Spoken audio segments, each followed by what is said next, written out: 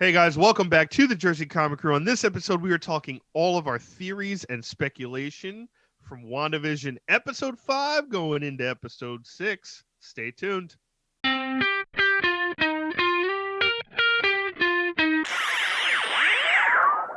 Hi guys, Rob and Chris here from the Jersey Comic Crew, and Chris just said we are doing our theories and speculation video for what's going to happen in episode 6 of WandaVision and the rest of the series / MCU. So first thing we want to tackle after watching that episode is Director Hayward. So the reason we wanted to touch a little bit on Director Hayward, right? There's some theories out there, some speculation if he's not who he says he is. He has ulterior motives. I just want to give my stance on this, and then I know Chris has a crazy theory. So with Director Hayward, we talked about this, I believe, last week, Chris, that he has some relation to Mephisto. If Mephisto is in this world, I could definitely see him making a deal with Mephisto. Like, he had to make a deal with Mephisto, and he is purposely antagonizing Wanda to egg on whatever Mephisto's theory is, right? That's my tinfoil hat theory, right? That's like, oh, he's doing this for the end game to send Wanda crazy, to create this multiverse, to do what Mephisto wants, to do what he wants, right?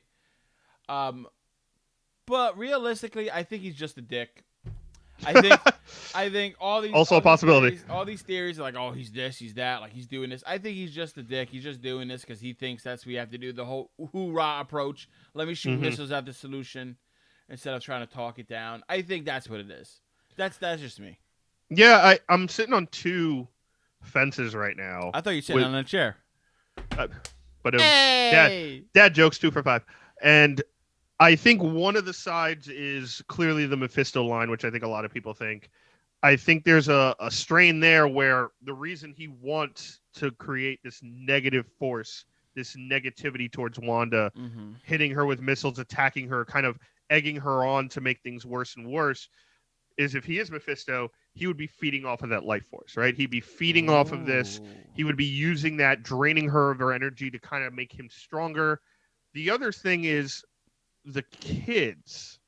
So, as we know in the last episode, the kids apparently are real. They're manifestations. Yeah. They're not just, being controlled. They're actual children. Okay. In the comics, the way that happened when Wanda created those kids is they used fragments of Mephisto's soul. Oh, wow. Mephisto lost like 5 or 6 fragments in the comic books, and they took 2 of those to help create the kids. And so Mephisto's the daddy? Is this No. gonna be Jerry Springer? Did she cheat on Vision with Mephisto? Is that what you're telling me? And we're gonna bring out Mephisto. Come on out. And the results say you are the father. that's more Maury, but Same, yeah, whatever. But, close enough. the aspect of that is Mephisto then takes those pieces back. Oh. Right, and the kids go away, and they're reborn into, like, they're reincarnated into other people until they realize later in the comics that they are actually the children of Wanda Maximoff. So that could be an aspect with Mephisto. He's like, hey, part of my soul is in there, and I gotta get it back because I'm not at full strength, and I can't break through this hex magic, so I'm sending Agatha Harkness in for me to get these parts of my soul back into me so I could be back to full health. Well, speaking of Agatha, real quick, I know we didn't have this on the agenda. The scene where Agatha's holding the dog, she's obviously visibly upset because it looks like she broke character and this wasn't supposed to happen. And the kids say, "Mommy, you could fix anything. You could even fix the dead." Right? Yeah. And I'm like, okay, that's super creepy, right? Emperor Palpatine. But Agatha, like, oh, really? You can? Like, big question mark. Yeah. Maybe, like, they're trying to get Wanda to get stronger with her powers, to go more through the dark side of the Force, if you will. And to try to bring somebody back from the dead. Maybe, like, to get Mephisto a body, to bring Mephisto from the underworld There you go. to this world. That could be the whole Agatha Harkness angle, right? And maybe that body is Director Hayward. Oh. Because that's your other theory, right? If he's just a dick, then he's just a dick. Mephisto would want, one, he's already powerful in the real world, right? He controls sword. And number 2, he's already like this sinful kind of like shoot first, ask questions later. I'm a douchebag, don't care about human life person. Oh my god. So So that what would if be like the perfect vessel for Mephisto to come through and so control. what if this whole thing is like to try to help Wanda grieve, to get Vision's soul back in the body, is the fact that like Wanda's not powerful enough to take her soul to put it in a body, to take Mm, and now in retrospect, if she did it for good, you could do it for yeah. evil. Take Mephisto's soul and put it into a body, which would be Hayward. That would be crazy. Because I think Agnes, obviously we kind of can connect the dots. She's more than likely Agatha It has to Harkness. be, right? She And she's if gotta be. Agatha's there, she's gonna have her own agenda that involves Mephisto, Correct. and that agenda could be getting Mephisto through hell and into the living plane, or it could be finding him a vessel, Exorcist style, or Star Wars Darth Plagueis the Wise style, where he could cheat death and all this other things. But again, it might revolve around those two kids and their Mm-hmm. souls and how they are real, if those are pieces of Mephisto's souls that he needs back, or if he needs the vessel for Hayward. And my other theory with him is maybe he's a Skrull. Oh, simple, effective, Yeah, powerful. Scroll. Skrull, because we saw Jimmy write in a question I mark on the mean, board and the it was kind of run whole. away. I really hope it's not a scroll because the scroll again infiltrating like another agency. I feel like that's a little too much. Well, But well, there is the question of like, Monica asked how did he get into power so quickly? Like he was basically the last person left. And the Mhm. other side of that also is Monica Rambeau has already had connection with the Skrulls and Captain Marvel. Maybe. She knows them. She was like kind of friends with them, right? Like she was the kid who was friends with all these weird like characters, Yeah. and she's grown up knowing about them. Her mother knew about them in Okay. Sword. Could Maria Rambeau have hired a Skrull on purpose to keep near her in Sword to Ooh. kind of know what's going on in space, and they have that connection? So Oh, is it possible he's a interesting. Skrull and he's like, A good Maria did scroll. this, I didn't want to do this the way the Maria did, I'm gonna do it my way, Oh wow. and no one knows I'm a Skrull, I'm gonna do what I want. So Interesting. So moving on to the next point we want to touch about a little bit. Does like a name drop that she needs an aerospace engineer to help her, right? And yes. now our minds start going off and crazy. This could be introduction of a small character, like Chris said. Maybe this is Captain Marvel. I don't know. She's an aerospace engineer. My thought immediately went to Fantastic Four, Reed Richards. And now Yes. here is why. I'm sure a lot of you who are watching this are like, "Oh yeah, duh, no, really." But for those of you who didn't, Sword has the airspace technology. They have this flight program to go into space. That's not really working right now. They've lost a lot of people. Some people might still be there, right? It's very common for Monica to know somebody who works there, right? What if Yeah. that's Reed Richards before he went into space and become crazy? This could set the foundation for the Fantastic Four. They worked in Sword. They did all this. They were pioneers of Sword, developing everything with, they could be the heads of the whole aerospace department. So that'd be cool to bring them in to do that Easter egg. That'd be like, oh my God, Reed Richards is here to help build it. My only reservation with that is that we just got arguably the biggest Easter egg of all time with Pietro, which we'll talk about towards the end of this episode, guys. Mhm. So I'm thinking I don't think you're gonna drop another big bomb of another big character reveal because I then do.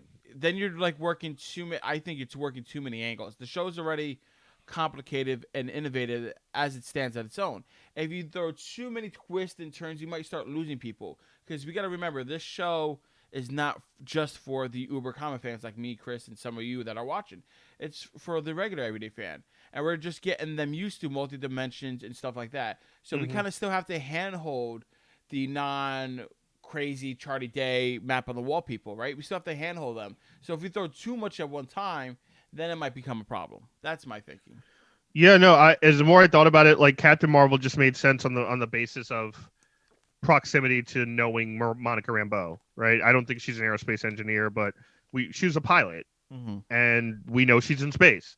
But Reed Richards in the Fantastic Four would totally make sense, even in the case of, hey, we lost these, you know, people when going to space. They're not connected to Sword anymore. They could have gotten the radiation through the storm that hit, which I think is going to be the effect of the snap. And that Okay. that like when we see the snap, it's that pulse that exits Earth. Mm-hmm. I think that's going to be whenever we get the Fantastic Four movie, that's going to affect them and get their powers.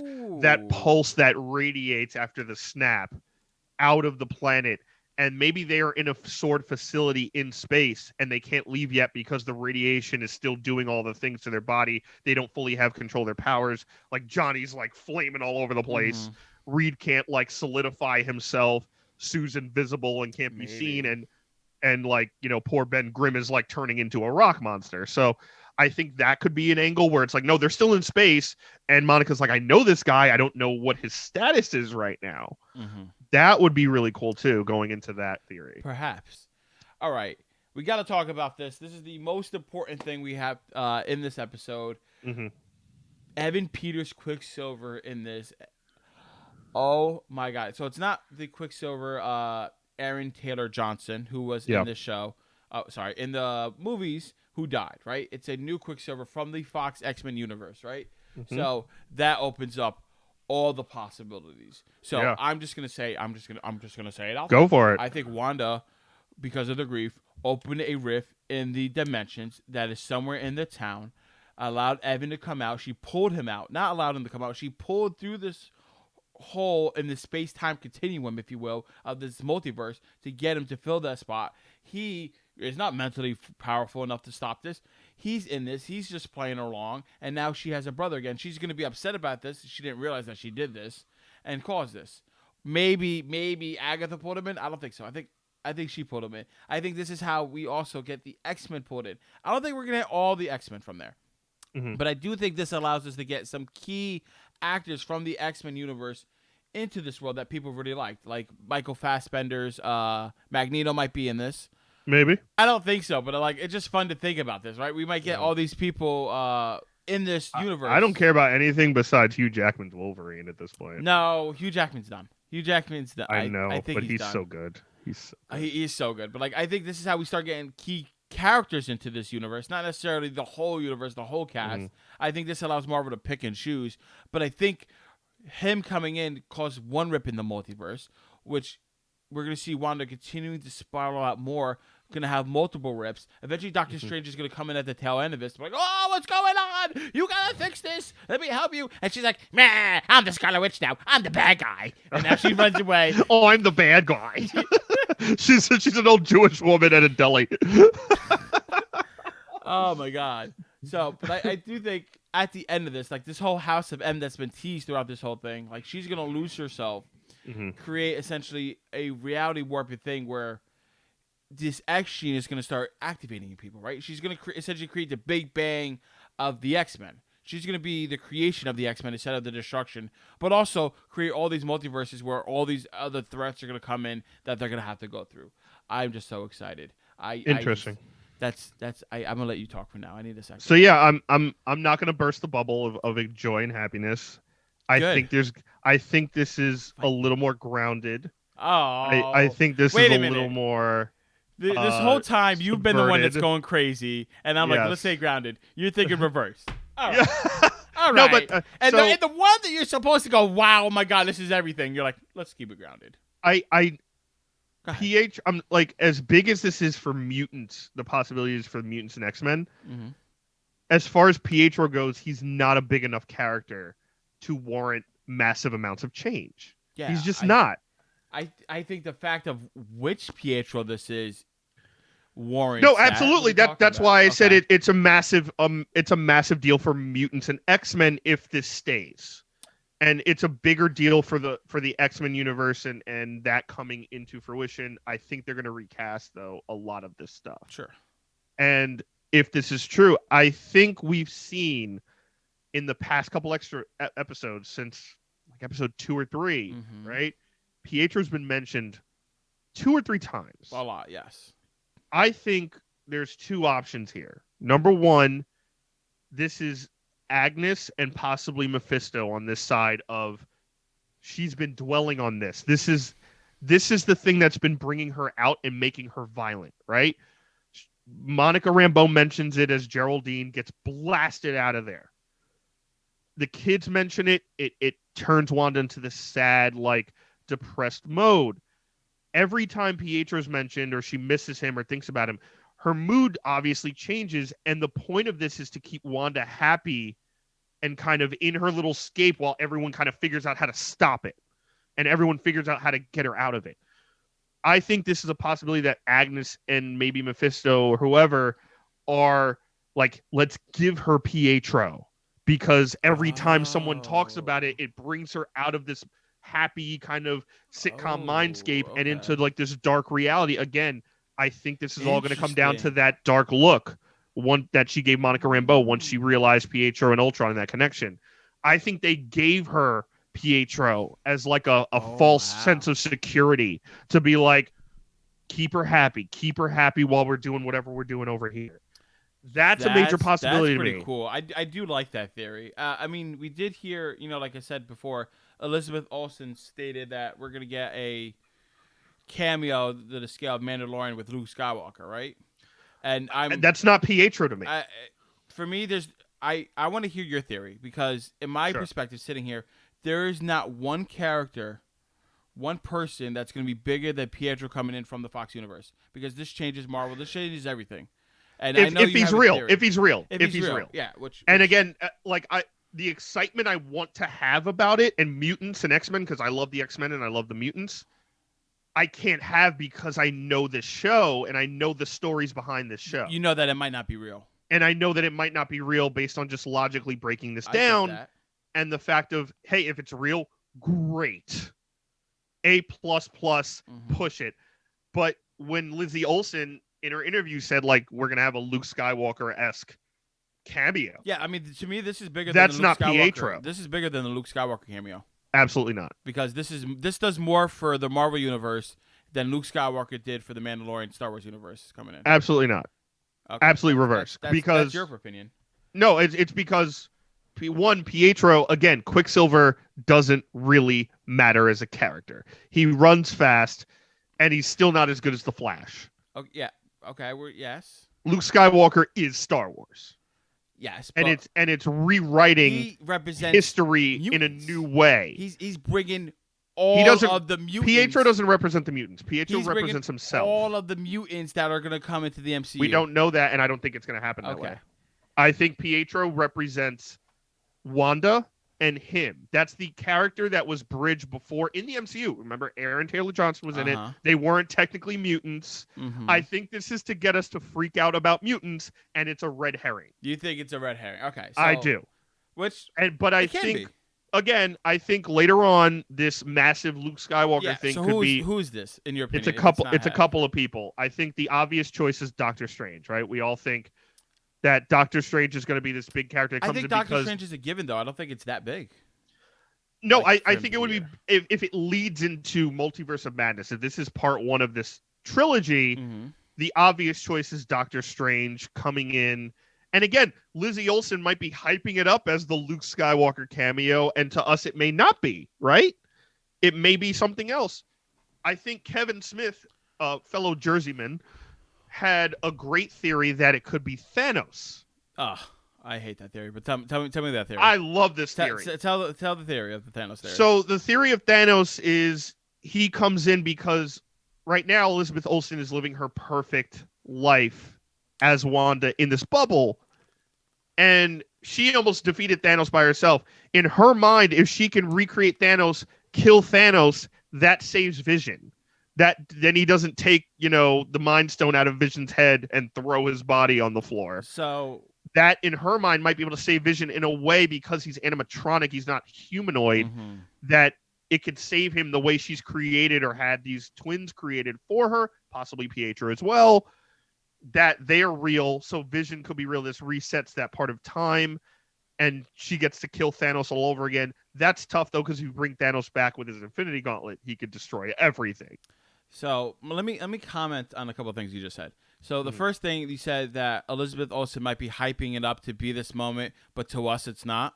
Yeah. I think that's you right now feeling with Pietro. I think Pietro is this moment, but to you it's not that moment. You think that you're hunting for something more. That's what my take. And then No, I think we have too many episodes left that it's not something later on.